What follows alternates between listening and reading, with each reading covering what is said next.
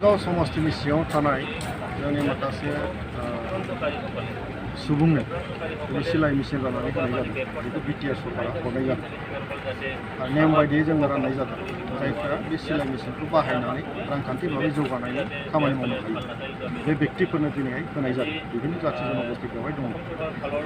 उद्देश्यआ बेनो जे गोरिब गुन्द्राजों बयबो रांखान्थि भाबैनो जौगानाय।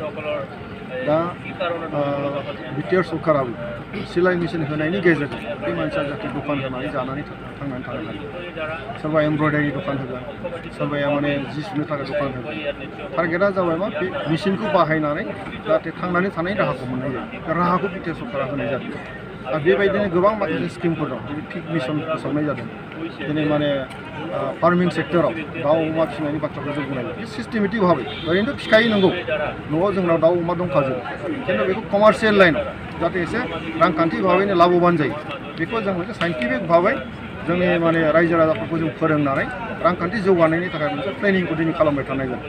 आरो बिटिआर सरकारा बेखौनो एसे आलादा भाबै जों बेखौ जौगाहोनाय बेबस्थाखौ दिनै लानाय जादों। गतिके आं सानो फार्मिं सेक्टराव जोंनि सेंग्रा सिख्लाफोरखौ एंगेज खालामनानै जाहाथे गावनो गाव थांनानै थानो हानाय लामाखौ मोनो बेखौ नोजोर होनानै मावबाय थानाय जादों। সন্মানীয় আমাৰ UPPL নেতাবৰ্গসকলক মোৰ তৰফৰ পৰা মই ধন্যবাদ যাচিছোঁ। আমাক যি আজি এই চিলাই মেচিন দি আমাৰ যি বেকাৰত্ব আছে, এই বেকাৰত্বটো আমাৰ UPPLৰ নেতাবৰ্গসকলে দূৰ কৰিছে। এইটোৰ কাৰণে আমি বহুত সুখী হৈছোঁ আমি মেচিনটো পোৱাৰ কাৰণে। আৰু এইটোৰ কাৰণে মই মোৰ অন্তৰৰ পৰা সকলো নেতাবৰ্গক আৰু আমাৰ UPPL দলটোৰ দীৰ্ঘায়ু কামনা কৰি মই মোৰ তৰফৰ পৰা আন্তৰিক ধন্যবাদ জ্ঞাপন কৰিছোঁ। মই মানে এনে মাৰ্কেটিং হিচাপত ব্যৱহাৰ নকৰোঁ, মানে ব্যক্তিগত হিচাপে কৰিম।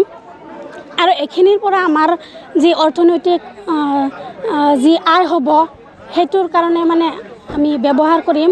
আৰু এইটোক আমি একেবাৰে সৎভাৱে যিটো কামত ব্যৱহাৰ কৰিব লাগে ঠিক তেনেদৰে আমি এইটো ব্যৱহাৰ কৰি অৰ্থনৈতিক দিশত আগুৱাই যাম।